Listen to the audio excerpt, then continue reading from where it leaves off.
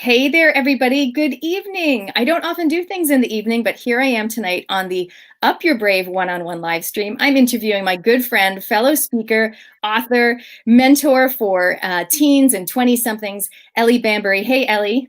Hey, how you doing? Very good. So for those of you that are watching us live or watching us later, go ahead and let us know geographically where you're watching from. We're going to be talking today about young people, and specifically walking alongside them is a phrase I know that you use, Ellie, really Yeah. because right now we're in crazy times. We're really in these crazy times. I know a lot of teens, 20 somethings, I know you call them young people, so teens and 20 somethings, and for me, tweens as well, are, things are up in the air for them. And so tonight, I feel like we're going to dive into some strategies, some tips, some techniques that parents and teachers can apply to really support the young people in their life. So welcome. I'm so happy to have you here. Thank you so much for having me. It's awesome. And I definitely think it's one of those needed conversations right now, because who would have thought we'd be in lockdown 3 months after getting out of the last one?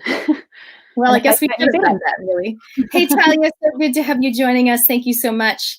So this is interesting. So Ellie, before we dive into the tips, I'd love it if you could elaborate a little bit on your backstory, what brought you to here, and what does here look like for you? Like, what is the work that you do? Because I know from a mother perspective, it's really cool because you're in that kind of demographic where you're older than the teens and the 20s, but Yeah. you've walked their path more recently than some of the parents have. And so you kind of have this, the business that you have is called the Big Sister Project. You're almost like the big sister that can help guide them. And I know you have a program called Making Way, and that's what you're kind of like helping to guide them through these uncertain times. So if you can give us a little bit more backstory and tell us how you help people, that would be awesome. Absolutely. So I'm English, if you can't tell by my accent already. And I moved to New Zealand when I was 12. And I think that move in itself was such a big eye opener for me, because I didn't really know how big the world was. And the exposure to different cultures and ways of doing things has always been something I've been passionate about exploring since then.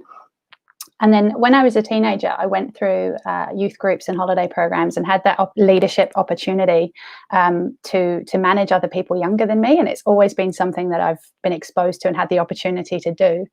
And then obviously, you get to the end of college and it's like, what do I do next? And I knew I wanted to do a degree in filmmaking and be a director one day. But I also wanted to travel and kind of keep exploring the world that had been opened up to me. So I did a gap year. And during that gap year, I decided, among all the chaos of trying to organize a gap year, I decided to be an au pair. And that one decision, shout out to mum for suggesting it in the first place, that really changed the way I see myself. I think just through the life lessons I learned at being 18 and trying to figure out where you stand with a lot of life issues and life goals and things. So I came back. In a nutshell, it's a very long story, really, but I came back to New Zealand, did my degree that I deferred. And then after that, I just had this instinct to write about my au pair experience and how much that changed me. But I wouldn't say that writing the au pair experience was the only reason I'm doing the work I'm doing now with young people. It was also the process of writing my story. Because during that process, I had to really figure out what I was trying to say and who I wanted to speak to. And what those experiences really were. Because at the time when you're living in any situation, it's so easy to get lost in that and think, oh, it's happening to me, it's happening to me. But when you write about it and process it again, it's like journaling. Suddenly it happened for you. Your whole perspective shifts and you see just how much growth happened there. So that's where Make Way was born. I kind of decided that I had so many revelations during that process of writing that I thought, I need to share this. I need to share these tools. So I've created some programs for young people in school and universities, or just in between somewhere in that 16 to 24 age bracket, kind of implementing the life lessons combined with really cool, creative, deep thinking tools.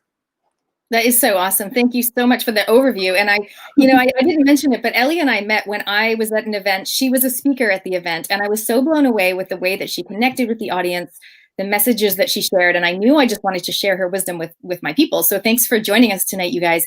Thank you. Lily from Whangarei is joining us. One thing I wanted to jump into when you were doing that little backstory, I think a big part of it, you talked about managing people that were younger than you, when you were in the UK and that kind of thing. And me coming from Canada, where we have a big culture of summer camp, not at the moment because of COVID, but generally, where people that are we get to be CITs, which is counselors in training, or in my world, it was Twingo leadership course when we were 15, 16, 17, and becoming counselors. I feel like, do you feel like teens and 20 somethings having that opportunity to kind of lead or mentor people younger than them really helps them to figure out who they are? I feel like that was a big piece of the puzzle for you. And I feel like, do the New Zealand youth get that opportunity? I don't know. To be honest with you, I know what you mean about the whole camp thing. I know it's a huge thing in the States and Canada. And I know from experience that over here there are big, there's a massive emphasis on holiday programs. And I went through them. Again, shout out to the guys that, I went through that with, because it was awesome. And I think any opportunity that young people have to be in leadership, whether it's being a leader through school or in like a social group, like a youth group, anything at all can really give you that opportunity to just question why you do things the way you do. Because when you're exposed to children particularly, or young teenagers lashing out or misbehaving, your instant reaction is to do what your parents might have done with you, or react and say the same things. But when you look back at yourself and think, how did I handle that?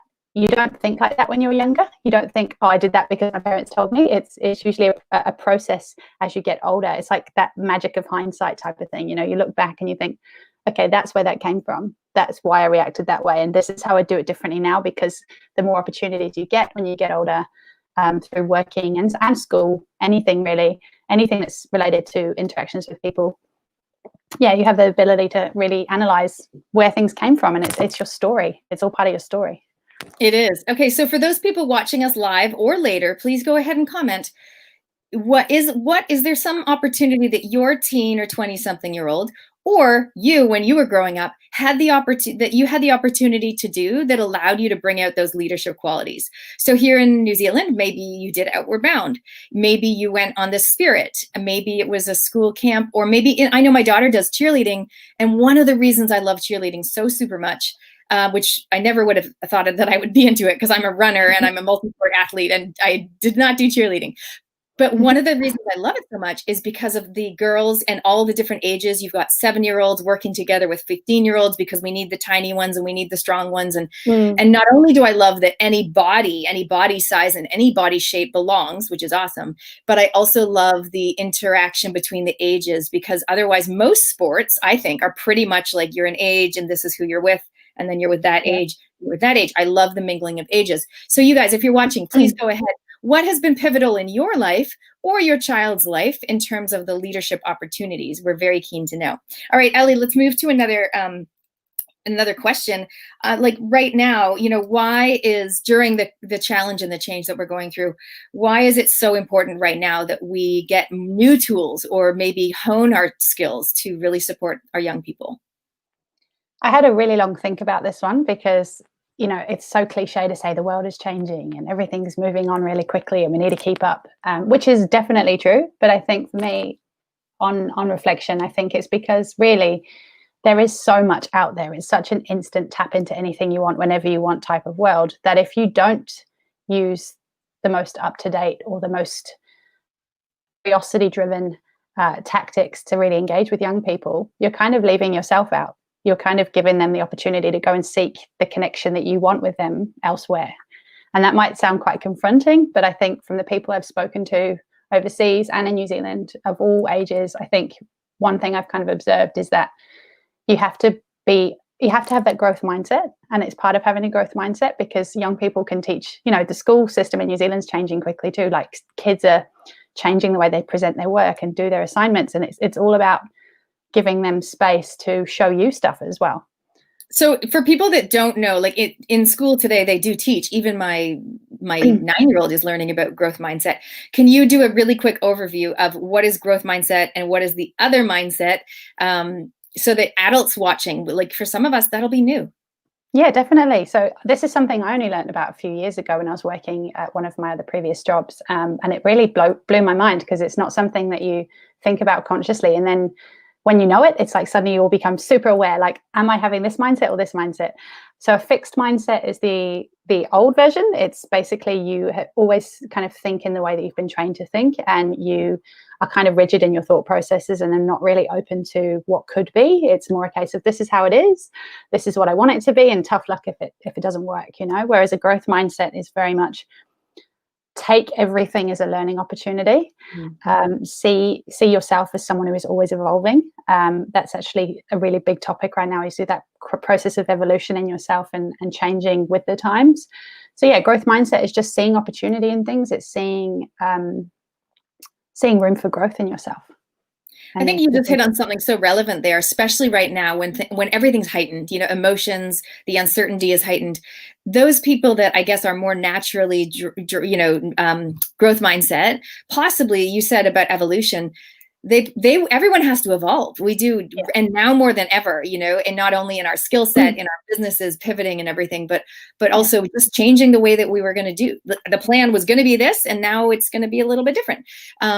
So do you find that people that are naturally more growth mindset kind of have it easier, or how can we help someone that is? I definitely have one child that is significantly more fixed mindset than the other two. So that's the thing. I think. Yeah, I was going to say that is definitely something everyone's always going to be battling, is this, because I suppose the growth mindset is also the comfort mindset, and there's nothing wrong with it. Before I go on, there is nothing wrong with having a fixed mindset, because we are creatures of habit, we are creatures of comfort, and sometimes the concept of the unknown, or the concept of cutting off everything you've ever thought to change, is a massive deal, and it depends on your natural personality, your natural surroundings. And yeah, so I think first of all, acknowledge which one you might be more leaning towards. And the second, in terms of changing towards that growth mindset, I think it just starts small. Start with just looking at who's around you, what access you have to resources, who's influencing your thoughts. Because if you're constantly surrounded by people that only ever read one news source and watch the same programs and talk to the same people and read the same books, you're always going to be fed the same information, and it's so easy to just not think about it. But we are in a world where you could literally go and talk to your neighbor who's probably from another country or another city and has such a broad background, like different background to you. It starts small. Just talk to someone else, you know, figure out what they like, and just work from there. And then, you know, the internet is a plethora of information available. It just start small, start figuring out what you react to, and just figure out what your reactions are along the way. And if you're really anti that, figure out why. Like, ask yourself those questions. It's, you know, be curious. Yeah, be curious. So let's dive into that. I know you're huge on curiosity. I always use the phrase, like, look for the learnings. You know, look for the learnings. But curiosity is all about questions. So how is being curious helpful for young people? I reckon these days it's so important to be curious, because it's so easy also to just believe everything we get told. I mean, perfect example, the people on the news, the governors and stuff on, I can't even remember who it was now, but said about stop like believing everything you see on social media, and people are being called out for spreading rumors and stuff. And it's so easy for us to just read it and be like, oh, share, believe, make a comment, make a like, make a meme out of it. That's the way that society works. But curiosity is actually thinking, well, why did that person do that? What were they trying to gain from that? What is that saying about the society that I live in? And then from there, what do I want to change about it? You know, like what can I do if this is my reaction to actually improve it in some way? And if we live in a world where nobody is curious, I really don't know how anything will ever get invented ever again, because everything that's ever been made before us and anything good has only ever come from someone having a thought and thinking, I wonder what will happen.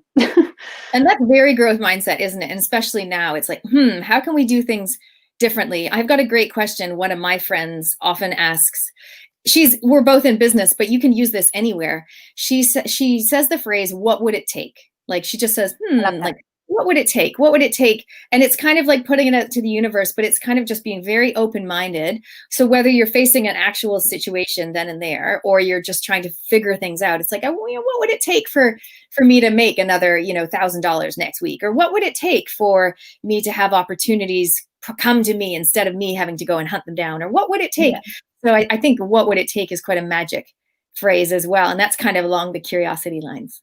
I love it. I'm going to start using that, I think. Kim Bear, Baird from a Yay! music. Shout out. The other thing I wanted to ask as well is I feel like side by side with curiosity is intuition. Mhm.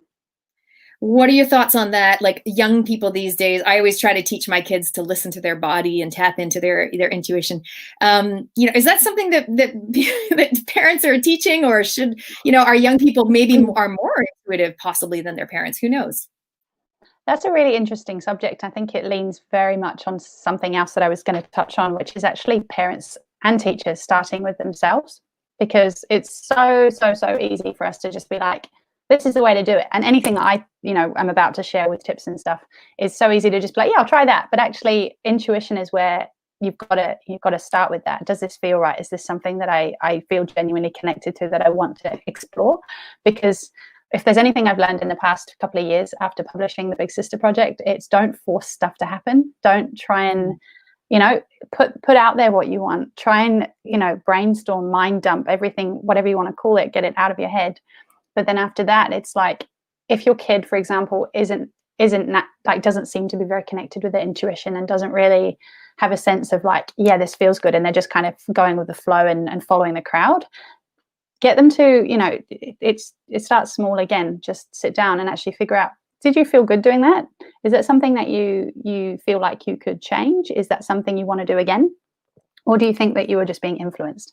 Because as I said, there's so much on the internet, there's so much around us that it's like easy to just get caught up and think your intuition is telling you, but actually half the time it's just the noise. It's just the influences. Interesting. I'm not sure if that answers your question or not, actually. No, but wait a minute, is this my intuition, or is this me being swayed? And it's hard to tell. I mean, I talk a lot, especially with my kids, about we do life lessons with mommy in the car often, and I'll talk about empowered choices and intentional actions. I use those phrases a lot when I talk about living in the impact zone, but I do it in my parenting too, not just in business. I encourage them to make empowered choices. So if they're like, oh, I really don't feel like going to my flip class tonight. They do like this flip class, parkour. And I let them do a skip one. Every term they get a chance to do a skip one where if they really don't want to go, even if they're not sick or whatever, then they don't have to go. And I call that an empowered choice. So that's just a small example. But the idea is that as they get older, they can make some empowered choices and take intentional actions instead of just being like swayed or like, I don't really know, I'll just do what everyone else is doing kind of stuff. I love that.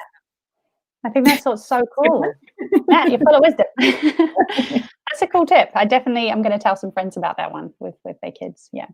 And sometimes it's like there's a birthday party that overlaps with the time of their hip hop class or whatever. And I'm like, well, do you want to use it as your skip one? And they're like, yeah, I'll use it as my skip one. Well, good thing you didn't use it last week when you were super tired, So it is about, making empowered choices.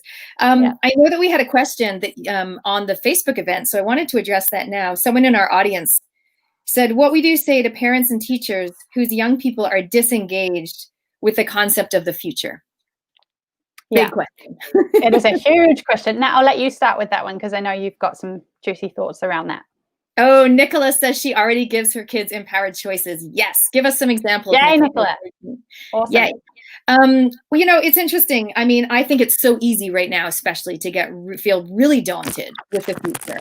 I mean, I feel like young people before COVID, in my view, were almost like so pressured because the world's your oyster. You can do anything. You can travel. You can, you can be this, you can be that, which is actually a lot of pressure, to have so many opportunities. It's exhausting almost. Mm-hmm. So there's that. Now we've got COVID where they're like, actually, I have no idea what's even happening next week, let alone in 10 years time or whatever. So it's almost like the rug has been pulled out. Yeah. So my advice is really to look past the present, which means, so look past the present. So don't just look at what's going on now. And I don't mean with anxiety and getting worried about what could happen, but I mean, just go past the present, even past your vision board to what I call the big 5 for life, which I talk about a lot. My friend John Strzelecki created this concept many years ago, and he got people to think of the 5 things they want to do, be, and have in their lifetime. Like before you die, like what are the 5 things, kind of bucket list? What are the 5 things you want to do, be, and have? And it's something that I will sometimes sit down with my 9, 11, 13-year-old, my husband and myself, and we'll be like, right, now during lockdown, great time to revisit your big five and think, you know what? Yeah. One of mine is I want to take my family back to Canada and travel, not right now, and show them the country where I grew up. My husband has never seen where I live. Only one of my kids has ever been there. So for me, that's one of my big five. Another one of my big fives is to have a fulfilled, thriving, loving marriage. Now that's something that takes work and it's a constant. Whereas the other one, once we've done it, I'll take it off the list and I'll put something new on the list. You know this, Ellie, because we've worked through your big fives. We have, I love it. Mine's actually a great exercise to do, and you can do it as a mind map if you're one of those mind mapper people.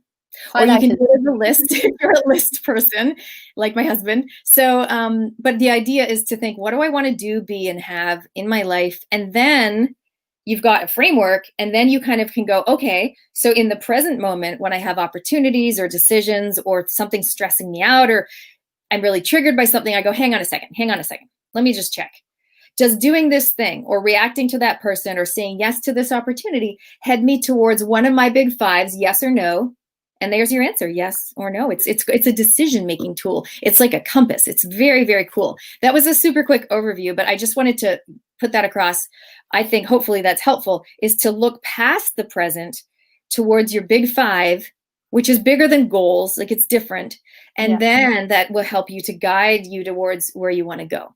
So Nicholas says, social media, this is her talking about empowered choices, social media, mobile phones, take away the curiosity of our young people, because beforehand we looked at a book or we imagined what places would look like, which sparked our curiosity to want to seek the world. However, now it's also accessible by viewing on Instagram. Yes, it's insta-tastic, isn't it? Everything, yeah. I totally agree with that. Yeah. It's funny, the whole big five thing, you can probably see just behind, wrong side, behind me here, that's my quadrant goals. This is something I learned at my current job, and it really helped me just define what I want in my life. It's similar to the big five.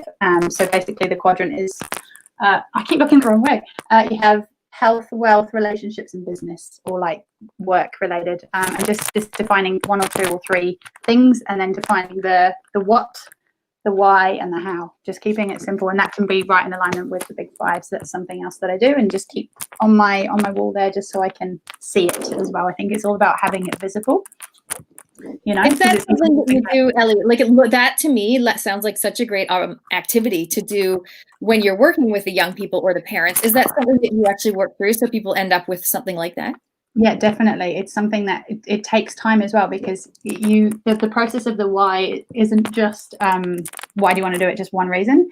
You ask yourself why 7 times. Why do you want to do that? Because this. Oh, because this, because this, because, and the why that you ask the next time is because by asking why for the first reason. So you actually get to the core of it, like the real deep reason, on the 7th time. There's some science behind it that I won't go into now, but I love it to bits, and I think it gives you so much more clarity on goal setting. So yeah, that's definitely something I work with as well. Yeah. I love that. I love having that tangible resource on the wall, like you said, so they can see it. That's awesome. Yeah. Now, I wanted to ask you about something else. I know we don't have time today to go into your Make Way. I know you've got a wonderful acronym that you use on I think you're doing an upcoming workshop, which we can talk about in a minute. But do you want to share with us one of the key tips that you cover in your acronym? So the first one is, well, obviously Make Way. The first letter is M. And obviously when you're coming up with acronyms, it's so easy to just be like, A for this, D for that, blah, blah, blah. And I really had to sit there for a while and think, what is it that I really want to start with young people? Because, and this is something that always comes up in conversation, it's motivation. And I love that M is the first letter, because motivation is the thing that you need to be able to do anything. And if you're lacking it, there are tools and tips that I kind of go into to actually spark it. So it's not just, you need motivation, or decide why you want to do it and do it, because that's not easy for everybody. And I'm very conscious of that there are people out there that really do struggle with finding motivation to do anything. So motivation is one of the first things that I explore. There are tips around and practical tools based on different learning styles that I dive into to be able to help anybody pretty much find that motivation. And again, it kind of goes back to story as well. So that's the first one. And obviously there are 6 more key points that I will explore as well. I think motivation, I'm glad you chose that one as your example, because I think there's a lot of parents, I know there's a few in my world that are like, oh my God, my kid, like I can't get them out of their bedroom. They just aren't motivated to do anything. So I think motivation is definitely one of those trigger words that we want them to be motivated, whatever it might be. So yeah, that's amazing to start with that. That's really crucial. And I think it kind of goes, like today I had a few tips that I kind of wanted to share just around sparking the curiosity, because I think that really does lead to motivation. Because often, I mean, there are lots of different reasons why people might not feel motivated at any given time, but I think really if you had that time to just sit with yourself for a while and like figure out what it was that was holding you back, you do need to be curious. And especially with young people, you need to be willing to explore what that is. So if you're all right with that, I might just share a couple of little tips that I have, or things that I've done with other people as well.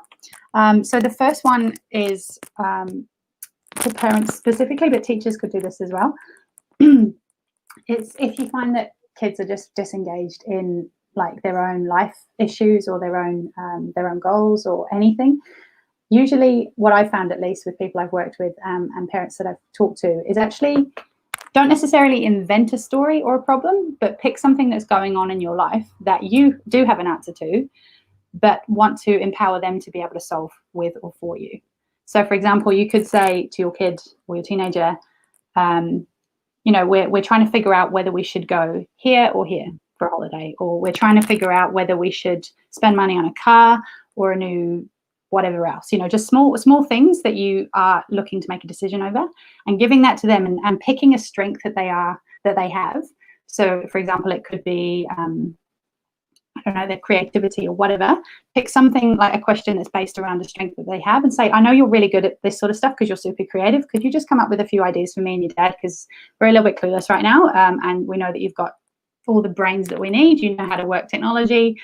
Give them that subtle empowerment of, oh, okay, well then my parents want me to do that for them. Sweet. It just drip feed them little things that can make them feel good about something you already know. And that's a great place to start, because it empowers them, because they start off doing something they're already good at. You don't have to fight for it, it's already there. So that was the first kind of idea.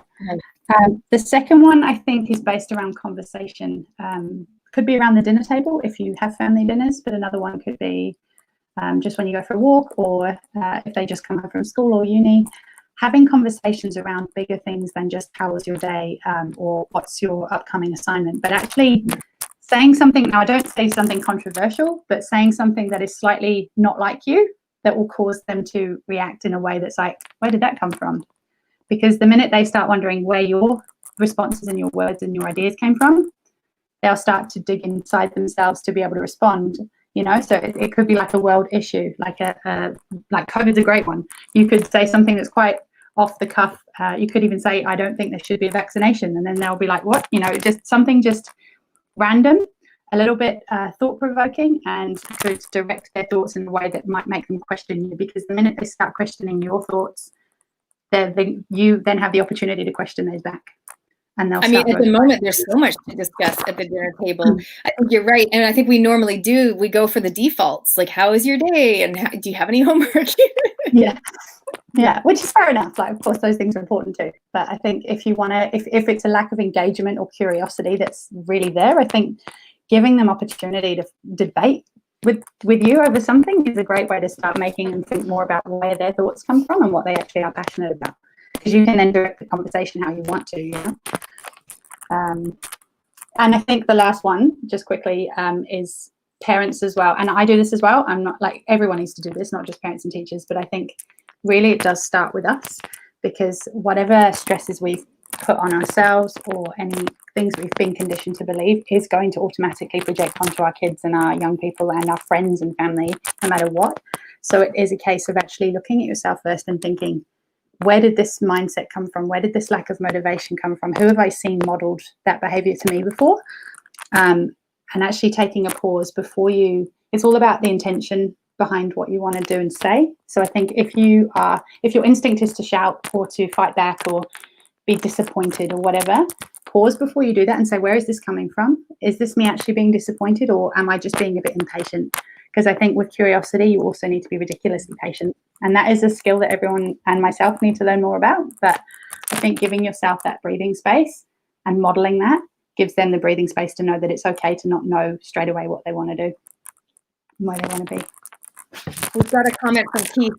Keith says, I love sharing my vulnerabilities with my children. They realize that getting motivated is tough stuff, even for us parents. That is so awesome. I think you're right. We don't always have to be the strong ones that know exactly what we're doing.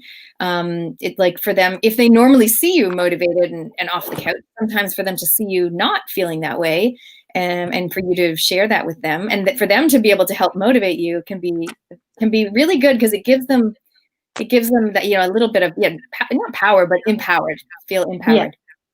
Yeah, definitely. What does that DBT mean? DBT is good for that. DBT, I haven't heard of that. We'll have to wait and see. All right. Hey, so Ellie, well, before we wrap it up, what is coming up for you with your courses and your program? I know you've also got a free group, if you want to mention that too. I do, yes. So at the moment, I think just after the previous lockdown, I created a Facebook group called the Waymakers Tribe.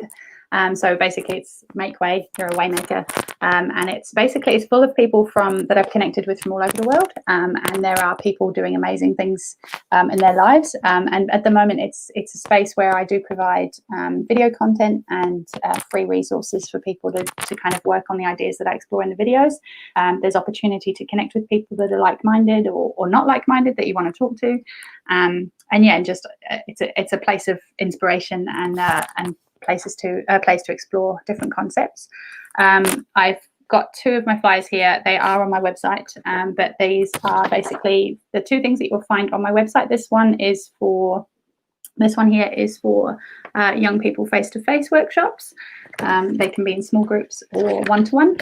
And this one is for schools. So I also do workshops within school time or scheduled for students and classes. And you can find them on my website, which is www.the-bigsisterproject.com. I know that will probably be somewhere in some show notes. And so upcoming as well, in a couple of weeks, I'm going to be doing a webinar, which is going to be focused around the Make Way acronym, which will dive deeper into what they are, what you can implement yourself, and where they came from. And then in September, COVID depending, there is a face-to-face live event I'm doing, fingers crossed, live event that I'm doing with a close friend of mine, Stacey McLean, who's another author. And she's published 3 books around all kinds of self-help related motivation, purpose and drive, and it's for parents and their young people. And there you'll have an opportunity to meet me face to face if you want to ask more questions on what I do. And is that one in Howard? It will be in it's again COVID depending, but the Pakuranga Art Centre, Titui, which is opposite the library. There's a great space in there, so we're hoping that we've booked the place, but it's all dependent on whether we're allowed people in it. And the final thing that is coming up is not set in stone for a date yet, but I will be running a retreat for young people over 2 nights, which is basically like a condensed workshop into 2 days of self-discovery and exploration and story. So I'm really excited about that as well. That is awesome, because really they are writing their own story as they go. And I love the way that you use that analogy to help them look at their life. I think you said from the perspective of a writer. Is that what you say? That's the one. Yeah. Yeah. That's so good. So just one other thing with your webinar, is that for parents or is that for the young people or both? Well, I primarily think it's for parents, because that's kind of, you're the ones that are going to be living with your young people and actually wanting tools and tips and tricks. But I have no qualms with young people turning up to that if they want to, because of course, if it's something that you want to work on with your family and you're close in it and feel the need to, then that's totally cool as well, because it's the sort of stuff I would share in schools and face-to-face workshops with young people as well. So amazing. Awesome. Thank you so much, Ellie. So you guys, if you're watching and you want to stay in touch, Ellie, I think if they go to your website, is there something they can put their name and emails so that they can be in the loop for all these webinars and workshops and things? So there should be a pop-up, fingers crossed. It's all tech dependent, but yeah, there is an opportunity there. And at the top of the website, of course, there's all my social media handles as well. So you can, in the little icons on the top right, I think you can connect with me that way. I'm quite active on Instagram, so I'm always updating that, and it's just at the Big Sister Project _ yeah, and I'm always online with what I do, so I'll never be far away. Awesome. So what we'll do, you guys, is we will pop the website. I think it's possibly already above, but we'll put it in the comments as well, so it's easy to find. And hopefully some of the stuff that we covered, hopefully we've given you a little bit of reassurance that you're on the right path as a parent supporting your young person, but also hopefully a couple of new little ideas or concepts that you might be open to trying. Go ahead if you're game and let us know one thing that you might try to action in your life with your young person, whether it be, you know, the discussions at the dinner table, whether it be acknowledging, oh, I'm slipping into fixed mindset, I'm going to try to have more of a growth mindset, or whatever it might be, whether you try to look past the present. Go ahead and comment. Let us know one thing that you are going to aim to implement in your life, because that's what we're just hoping, is that people take a little bit of empowered action to feel more empowered during these crazy times. Thank you so much, Ellie. Is there anything else you want to say before we wrap up? I think you've pretty much said it all, Nat, to be honest, or we've both shared definitely a lot of information there. I know there's a lot to digest. Yeah, no, I'm just really excited, to be honest. I think there's no better time than now to really just dive into what's possible, because there are so many possibilities, and especially with people needing guidance and needing help. I have no doubt that there are young people out there that are kind of ticking time bombs for explosive ideas. I know that sounds super cheesy, but I think there are so many kids out there that might be stuck in their room right now thinking, man, what is this? What is life? Where am I at? But I do think that some of the tools I'm yet to share, and no doubt there are tons of other people in the world that can share, can really inspire them to actually come out of their shell and just own it. Own their story. Amazing. Yeah, thank you so much. And please go ahead, Ellie, if you can add the link to your free Facebook group for the young people so they can join. Maybe the parents can pass that on or something. If they're on Facebook, they can join it. But of course, they can follow you on Instagram. All right, awesome, guys. Thank you so much for joining us in the evening. Having me, Nat, as well. And thanks, Ellie. See you guys. Have a great time.